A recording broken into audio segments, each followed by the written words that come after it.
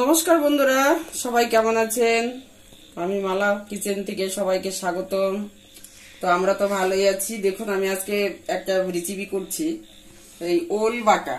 কে কে খেয়েছেন? দারুণ হয় খেতে। আমি ওলটা সেদ্ধ করে নিয়েছি এরকম। আর এর মধ্যে কি দিয়ে বাটবো দেখুন, আমি শিলনোড়াতে বাটবো। একটু 1 চামচের মতো সরষে নিয়ে নিয়েছি, সাদা সরষে। আমার কাছে কালো সরষে নেই, কালো সরষে দিলে ভালো হয়, বেশি ঝ্যাঁস হয় ভালো। আর একটু নারকেল কোড়া আর 5-6টা শুকনো লঙ্কা আমি পুড়িয়ে নিয়েছি। এটা কিন্তু ভাজা না, পুরানো লঙ্কা দিলে বেশি টেস্ট হবে। দেখুন, আমি আগে ওলটা নিয়ে নেব। আগে লঙ্কাটা নিয়ে নেব আমি, কারণ লঙ্কাটা বাটতে একটু টাইম লাগে। গোটাগুলো ছাড়িয়ে নিচ্ছি। দারুণ লাগে এভাবে বাটলে ওল বাটাটা। এবার আমি লঙ্কার উপর একটু লবণ দিয়ে নেব, তাহলে বাড়তে সুবিধা হবে পরিমাণ মতো। এই বাটাটা হলে অন্য কিছু আর লাগে না খেতে।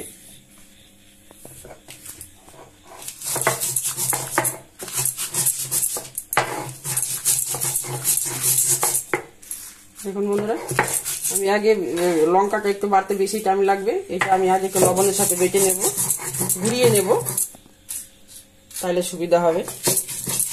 এটা অন্যভাবে বাটলে কিন্তু মিক্সিতে বা কোনো কিছুতে দিয়ে বাটলে ভালো টেস্ট হয় না, নোড়াতে বাটলেই ভালো হয়।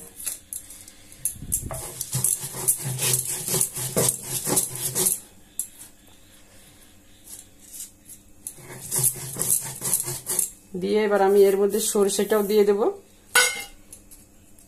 আর পরিমাণ মতো একটু জল দিতে হবে এখানে, না হলে বাটা হবে না।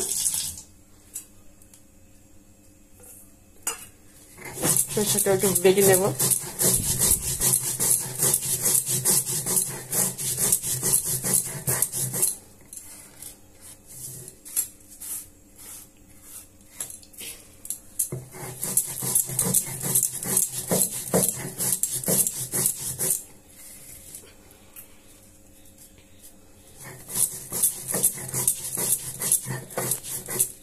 আর একটু জল দিয়ে নেব আমি। খুব একটা জল লাগবে না, একটু বাটা হওয়ার জন্য একটু জল দিতে হবে হালকা। এইভাবে ওল বাটা খেয়ে দেখবেন, একদম মুখে লেগে থাকবে।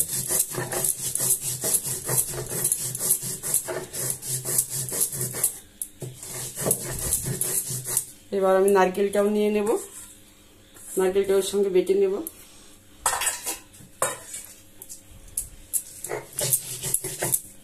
ওইটা একটু পরে এগুলো ইজি করে বেটে নিয়ে তারপর ওইটা পরে বাটবো,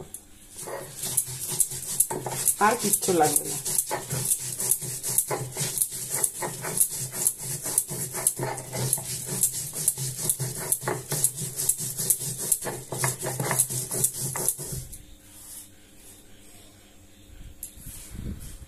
দেখুন বন্ধুরা, আমার নারকেল, সরষে আর ওই যে পুরানো শুকনো লঙ্কা বাটা হয়ে গেছে।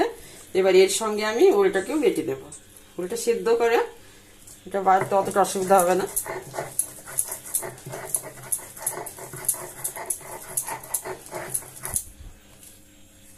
এটা মিক্সি ফিক্সিতে করলে ভালো হবে না। আর এর মধ্যে পোড়া লঙ্কাটাই দিতে হবে, অন্য কোনো লঙ্কা দিলে টেস্ট আসবে না এই বাটনাটা।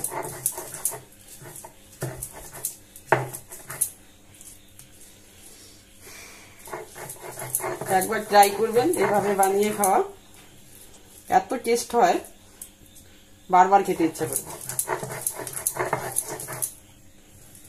এই ছোট ছোট জিনিসগুলো অনেকে করে না, কিন্তু এগুলো খেতে খুব বেশ মজার হয় একটু কষ্ট করে করলে। কারোর এখন সেরকম সময় নেই ছোট টুকটাক জিনিস করার মতো।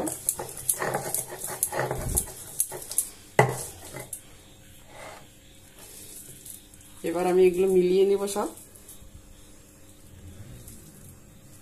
অনেকে এইভাবে কচু বাটা করে, কচু বাটাটাও এইভাবে করলে ভালো হয়। আমি আরেকটা বাটা দিয়ে নেব জাস্ট মিলানোর জন্য।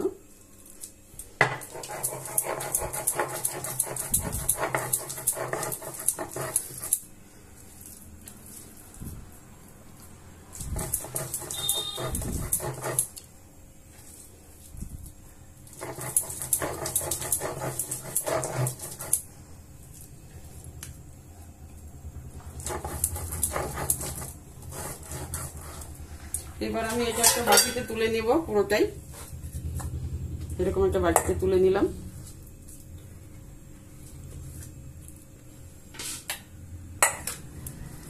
দেখুন বন্ধুরা, আমার বাটা হয়ে গেছে, আমি একটা বাটিতে তুলে নিয়েছি। এবার লাস্ট পর্যায়ে দিতে হবে সরষের তেল, এটাই টেস্ট বাড়াবে। তো একটু বেশিই লাগে সরষের তেলটা। আমি দিয়ে দিলাম পরিমাণ মতো। এবার এটার সঙ্গে মেখে নিতে হবে, এটার সঙ্গে মেখে নিলেই হয়ে গেল রেডি। অল্প সময়ের মধ্যে রেডি হয়ে গেল।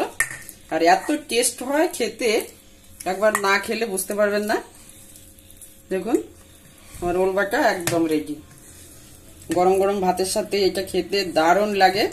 তো বন্ধুরা, এইভাবে একবার ট্রাই করে খাবেন এবং আমাকে কমেন্ট করে জানাবেন। তো নমস্কার, আসছি, আবার দেখা হবে।